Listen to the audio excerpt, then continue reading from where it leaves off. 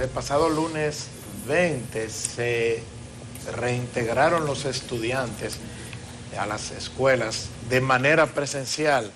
Una de las cosas que se ha hecho este año, una novedad a cargo de UNICEF y del propio Ministerio de Educación, es la ejecución del programa El Retorno a la Alegría.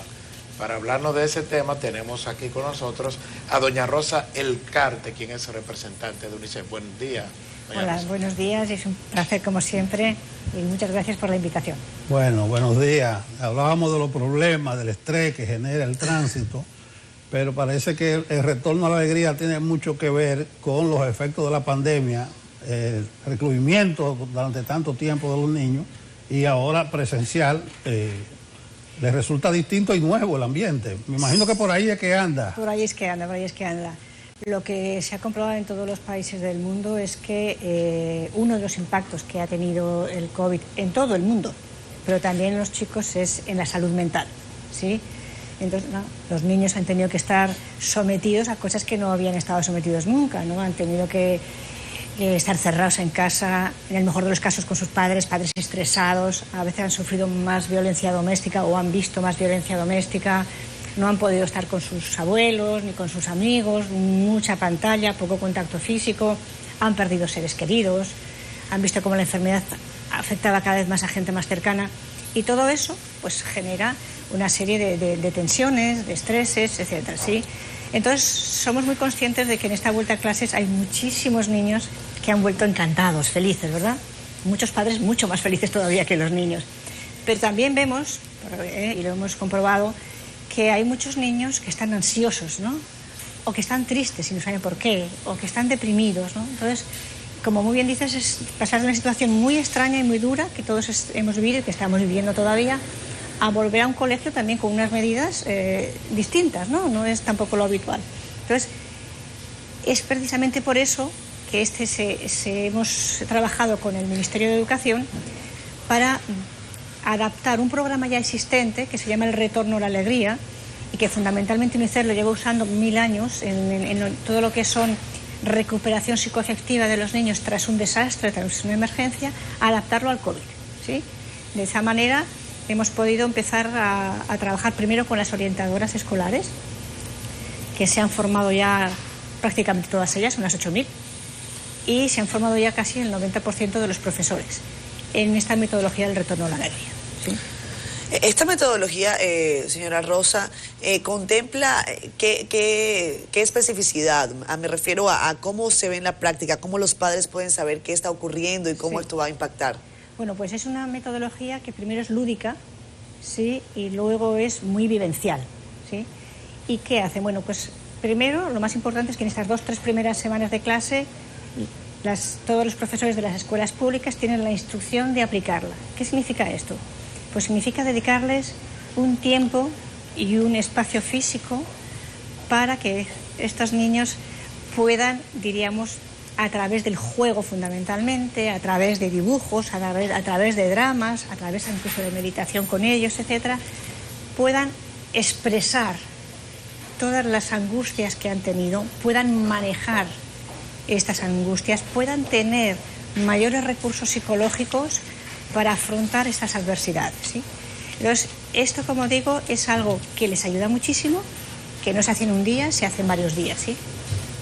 Bueno. ¿Cuál es el alcance? Entonces, ¿se está aplicando en todas las escuelas del país o en una parte o cómo lo hace? En principio, se está aplicando en todas las escuelas públicas del país, pero UNICEF también hace un llamado a las escuelas privadas, que toda la escuela privada que lo necesite, lo tenemos también a su disposición, ¿sí? Dice doña Rosa que parte de la esencia de esta herramienta lúdica, el juego, la diversión, el entretenimiento. Hablábamos al principio de que UNICEF, en compañía del Ministerio de Educación, están impulsando esto. Creo que la USAID también ha colaborado. Absolutamente, absolutamente. USAID ha financiado una parte muy importante del programa. Muy bien.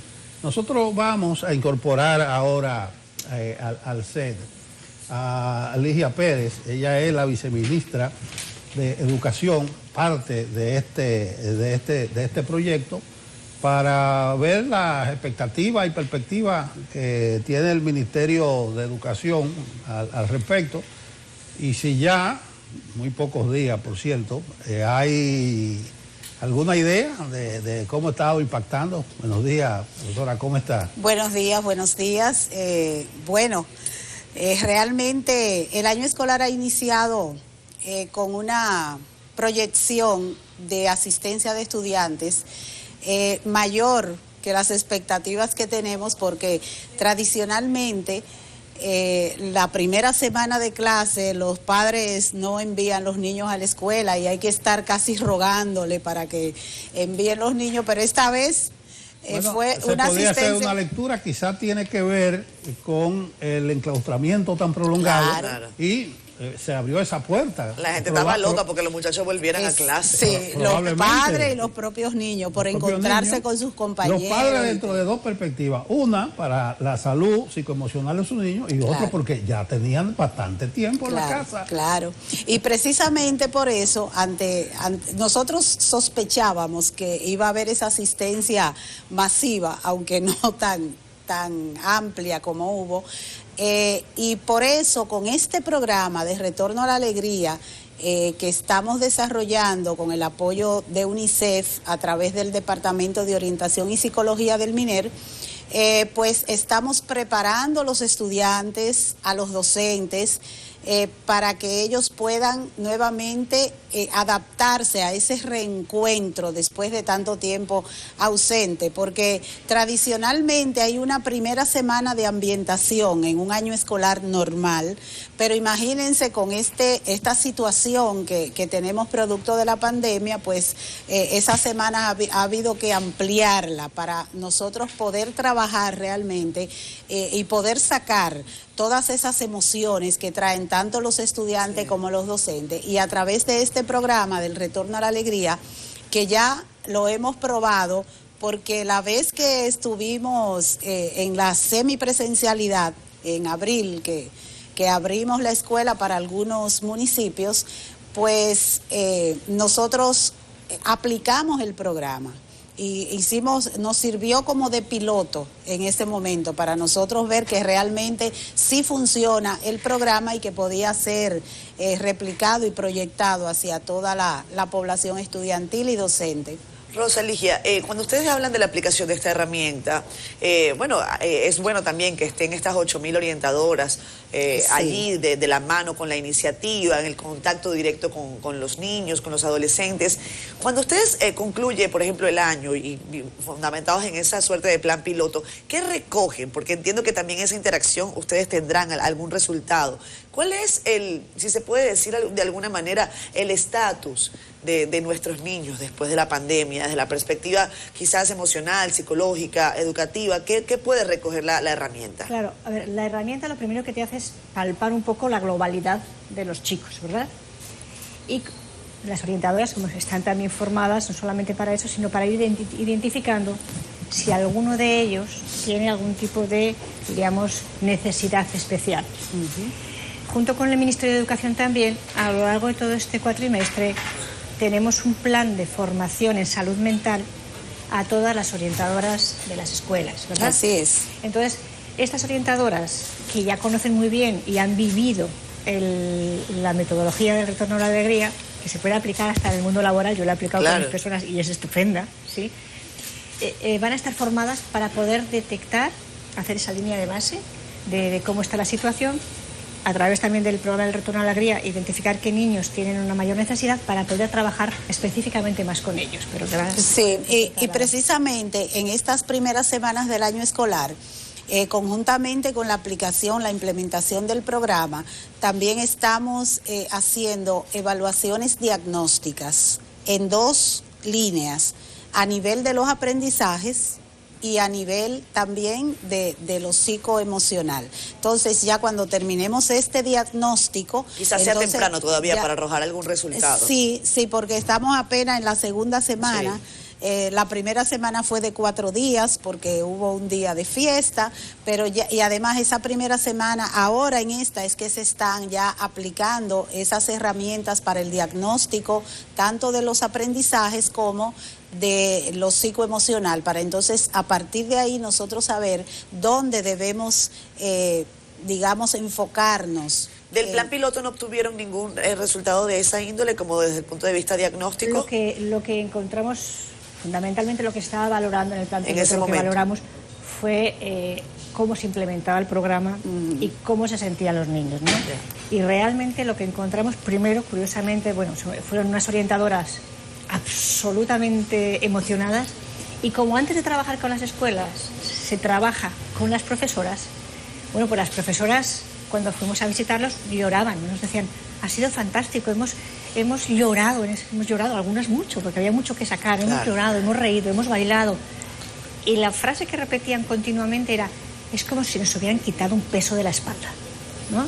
Entonces, claramente vimos todas estas respuestas, y luego vimos a los niños de verdad muy contentos en las escuelas, ¿no? O sea, muy alegres, Y comentaba una orientadora el otro día que había un niñito que había empezado la escuela, estaba justo en preprimario, y entonces iban un día sí, un día no.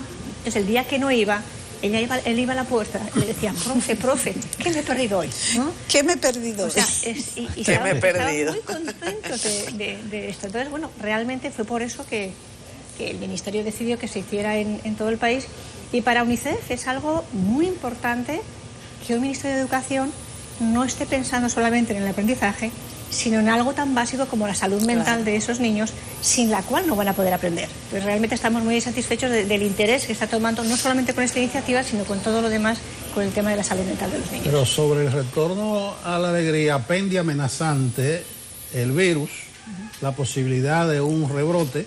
No sé si hay un componente que tenga que ver con la educación, con la orientación a los niños, para no volver atrás. Sí, a ver, ahora estamos diciendo que el rebrote es por la educación, pero ya hace un montón de meses que los expertos habían dicho que iba a haber un rebrote en octubre porque venía la Delta, y la Delta ya llegó. O sea que no podemos, no hay una ligación directa entre escuelas y brote. No, pero además, bueno, continúe. Sabemos que va a haber brotes, como en todos los países del mundo y como en todos los trabajos del mundo. Yo tengo ahora una persona que tiene una niña en un colegio que ha habido un caso, y tengo otra persona que su hija, que ya está trabajando, tiene 3 casos en el trabajo. O sea, va a haber casos, ¿sí?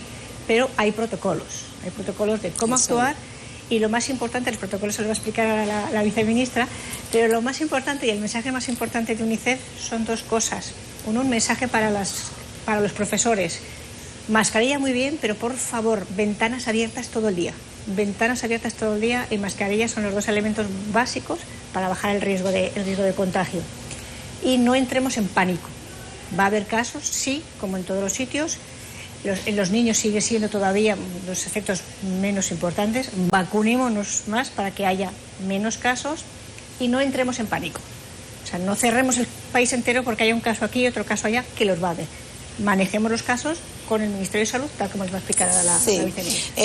Hay un protocolo que ya fue elaborado cuando la semipresencialidad y que ahora ha sido actualizado para la presencialidad total, en el cual se establece claramente qué hacer en casos de que haya algún sospechoso de COVID-19 en la comunidad educativa, en el centro educativo básicamente.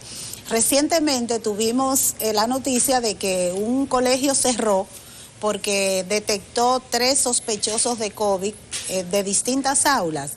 Entendemos que ese centro, y después lo llamamos y hablamos con ellos, se precipitó y no aplicó el protocolo, porque lo primero, y lo dice claramente el protocolo, incluso en un cuadro donde pone varios escenarios y qué hacer en cada uno de esos escenarios. Entonces ellos se alarmaron, por eso muy bien lo que doña Rosa recomienda, que lo primero es no alarmarnos porque casos va a haber casos, claro que sí, pero el protocolo establece llamar inmediatamente a la autoridad de salud pública más cercana que le toca a ese territorio, que tienen todo un listado, y eso está perfectamente articulado con el Ministerio de Salud Pública, y entonces Salud Pública en ese momento se hace dueño, por decirlo de alguna manera, de esos casos, y es quien va a decidir si recomienda que se cierre el aula donde se detectó el caso. Si solamente hay que aislar al caso sospechoso y hacerle las pruebas a él y sus familias. Si se cierra el colegio completo o el centro escolar completo, eso ya es una decisión que recomienda Salud Pública conforme a las indagaciones, a las investigaciones que haga respecto de esos casos. Entonces ahí cundió la alarma un poco y aparecieron que habían 2 o 3 colegios más cuando en realidad no tenemos por qué alarmarnos. Como dijo el presidente, tenemos que aprender a convivir con el COVID-19. Por ejemplo, es muy distinto si en un colegio hay un caso en un municipio en el que hay poquísimos casos, o en un colegio hay 3 casos, pero en un municipio donde la tasa de positividad es un 60%. O sea, porque lógicamente el colegio refleja el municipio. Entonces, sí, claro. Por tanto, aunque hay unos protocolos más o menos claros, están bastante que más o menos no están claros, claro, pero lo importante es que al final la decisión última la tiene que tomar el sector salud. Así es. Este programa que se está aplicando en las escuelas, tengo entendido que también estaba disponible para los colegios. ¿Lo están aprovechando la herramienta? De hecho, no muchos, porque empezaron antes, pero algunos sí. De hecho, algunos sí nos lo han pedido. Pero lo digo, está a disposición de cualquiera. La herramienta se puede formar, pero está muy clarita además en cómo aplicarlo. La guía es exactamente, le dice qué hacer, cómo hacer, en qué momento. O sea, está muy clarita la guía, sí.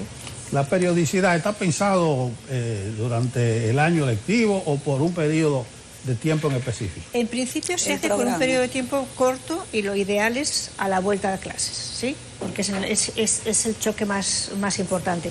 Luego tendremos que ver, porque como en esto de la pandemia nadie vamos a decidir nada más que el propio coronavirus, ¿no?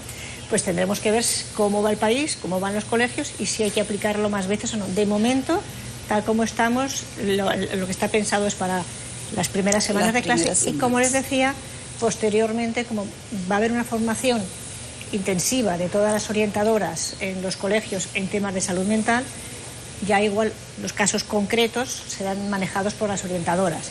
Y si hay una cosa masiva, pues tendremos que volver a hablar. Y además hay otros programas también, algunos que estamos desarrollando con UNICEF y otros con otros organismos y propios del ministerio, que se van a ir desarrollando a lo largo del año escolar, porque ves que implementamos este programa y ya los muchachos están perfectamente listos para enfrentar las tareas propias del año escolar, sino que vamos a seguir trabajando. Incluso hay unos programas con la familia, para trabajar con la familia, porque es el punto de apoyo más importante en todo esto realmente es la familia. Entonces tenemos también que trabajar con ellas a este nivel psicoemocional y psicoafectivo. Bueno, está bien pensado. Yo veo que hablan niños, niñas y adolescentes. Absolutamente. Sí. Pero un adolescente no reacciona igual que un niñito de 7, 8 años. Pero fíjese que la metodología se puede usar con niños de 8 años y con ustedes 3. Sí, o sea con toda la gama. Y lo digo por experiencia. Nosotros 3 los adolescentes, se refiere usted. No, lo digo por experiencia porque yo visité escuelas y vi cómo estaban, que yo hice luego una reunión de equipo de UNICEF y nos autoaplicamos la metodología y es espectacular, es verdad. O sea, es que realmente sales quitándote un peso de encima. Entonces, porque también a nosotros, aunque nos parezca que no, el juego, hay juegos que son evidentemente de saltar, etcétera, ¿no? Pero luego hay juegos también de representar. Y luego hay un juego que a mí me llama mucho, que es, tú escribes unas tarjetitas, qué es lo que más quieres en la vida, y luego la persona que dirige el programa te quita 2 de ellas. Tienes 4 y te quita 2. Y tienes que expresar lo que ha pasado. Bueno, pues en mi equipo también hubo allí llantos, lágrimas, claro. y todo muy ligado, pero también mucha alegría, ¿no? Entonces, y bueno, comentarles lo del merengue. Sí, hay una de las psicólogas de allá del MINER que trabaja en una técnico nacional del Departamento de Orientación y Psicología, que compuso un merengue que se llama Retorno a la Alegría. Y es espectacular. Y eso ella misma lo canta, ella lo compuso, le puso la música. O sea, es toda una estrella, Fanny, la verdad que se descubrió en ese momento y es algo contagioso. O sea, uno lo escucha y las letras motivan, o sea, del retorno a la alegría, vamos todos bien contentos a la escuela, algo así. Muy fabuloso, excelente. Incluso Ligia, UNICEF se lo quiere patentizar Sí, para sí, llevárselo a otros países de a América otros países Latina. bueno, tenemos que ya que despedir la entrevista. No quiero yo poner la nota agria, pero quiero aprovechar que la viceministra está con nosotros, solamente para preguntarle. Usted hablaba desde una perspectiva positiva y optimista sobre el retorno a las aulas.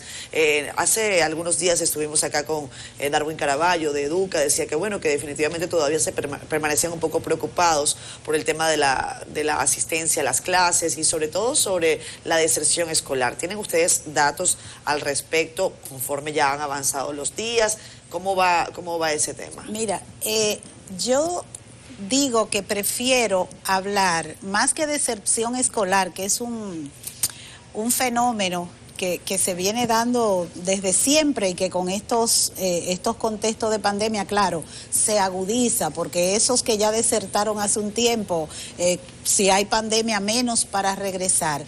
Pero yo prefiero hablar en el contexto de la pandemia de ausentismo escolar, no de deserción, porque no significa que el que no se vinculó este año pasado a un centro educativo es porque ha desertado. Yo digo que ha tomado una pausa, tomó una pausa por las razones que fueran, razones económicas, los padres dejaron de producir, algunos incluso pensaron que tomando las clases por televisión ya con eso estaban vinculados a la escuela, porque muchos de esos estudiantes que no se presentaron en este año escolar y que precisamente parte de los diagnósticos que estamos haciendo en estas primeras semanas es identificar, porque cada docente sabe a quién tenía en su grupo y quién no se presentó, y cada director y cada centro educativo lo sabe. Entonces, rescatar que tenemos un programa también, o varios programas tendentes a eso, a rescatar esos estudiantes, a identificarlos, buscarlos y traerlos de nuevo a la escuela que no se vincularon el año pasado. Llámele ausentismo, ¿cuál es el porcentaje? No, es eso. O sea, en estas primeras semanas es que vamos a determinar realmente el nivel de ausentismo que hubo con esos proyectos, y entonces vamos a saber ya, fulanito de tal no se presentó el año pasado, debía estar en este curso, pero no se inscribió en la escuela. Bueno, ese va contabilizado. ¿Para cuándo esperamos esos resultados? No, yo pienso que ya octubre, mediado de octubre, final de octubre, por ahí ya tendremos esos resultados acabados, porque es importante lo siguiente, para nosotros saber realmente con exactitud cuál fue el número de estudiantes que no se vinculó, lo hacemos a través de la herramienta del SIGER, que es el Sistema de Información de Estudiantes de la República Dominicana. Entonces, el SIGER ahora mismo está en pausa porque tú sabes que no todos se vinculan en el mismo tiempo. Tenemos todavía muchos estudiantes que no se han inscrito, pero eso es normal, que todavía en octubre se están inscribiendo. Entonces, en octubre precisamente se va a abrir el sistema para que todos los centros educativos entonces inscriban en el sistema a sus estudiantes, y ahí el SIGER nos arroja el porcentaje que ha habido de los que no se han vinculado y de los que el año pasado no se vincularon. Lo que sí tenemos es una deserción previa. Sí, enorme, previa. ¿no? Hemos lanzado hace muy poquito los datos de la ENOGAR Mix 2019 que hace UNICEF con la Oficina Nacional de Estadística, y hay un dato que es un poco escalofriante. Se mide la conclusión del estudio, muchos datos, pero uno de los que más llama atención es la conclusión de los estudios. Y no se mide a los 18 años, se pregunta a los de 23 años. Y solamente el 60% concluye. De las personas de 23 años han concluido. Y hay una brecha, que es lo más dramático. El 90% de las personas del quintil más rico concluye, y solo el 28% de los más pobres concluye. Con un dato curioso, un 20% de mujeres concluye más que los hombres. Sí. Importante. Bueno, agradecemos a Ligia Pérez, la viceministra de Educación, a doña Rosa Carte, la representante de UNICEF, por haber pensado en el impacto psicoemocional que ha tenido la pandemia en los niños, y para que retornen alegría. Me gustó mucho, doña Rosa, que usted dice que también probaron la herramienta en adolescentes y en adultos. Sí, sí. Y es efectiva. Sí, Absolutamente. Y es bueno que podamos jugar. Por ejemplo, nosotros aquí, tú te sabes el Timarinde. Yo te dije que El Don Pingüe. de Don Pingüe. Yo dije que yo tengo una canción ahí por bailar ahora con Héctor. Pero bien, Un ahí ratico, está. un ratico. Cúcara mácara, títere fue. Gracias, Nos vemos. damas.